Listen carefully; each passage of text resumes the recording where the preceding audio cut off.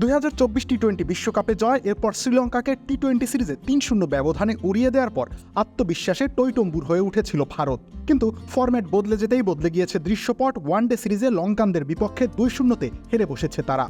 ভারতীয় সমর্থক তো বটেই, পাকিস্তানের সাবেক ক্রিকেটার তানভীর আহমেদও চিরপ্রতিদ্বন্দ্বীদের এমন পারফরমেন্সে বিস্মিত হয়েছেন।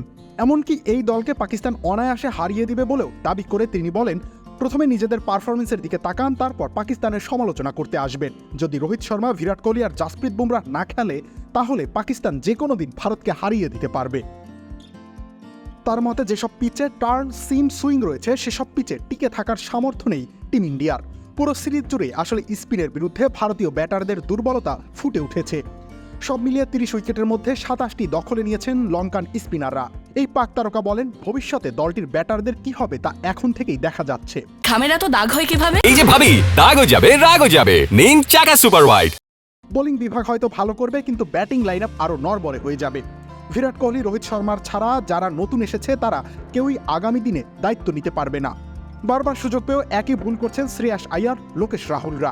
সেজন্য তাদের সমালোচনা করে তিনি জানান যে এরা হয়তো ঘরের মাঠে ফ্ল্যাট পিচে রান পাবে, কিন্তু পিচের টার্ন বা সিম মুভমেন্ট থাকলেই ব্যাটিং করা ভুলে যাবে। সাবেক এই ব্যাটার মনে করেন, ভারত প্রথম, দ্বিতীয়, এমনকি তৃতীয় ম্যাচেও বড় রান করার সুযোগ পেয়ে ব্যর্থ হয়েছে। কথাটা অবশ্য উড়িয়ে দেওয়ারও সুযোগ নেই। 3 ম্যাচে টিম ইন্ডিয়ার মিডল অর্ডার এবং লোয়ার মিডল অর্ডার যেভাবে ভেঙে পড়েছে, সেটা আশঙ্কা জাগানিয়া বটে। রবিল ইসলাম রনি, খেলা 71।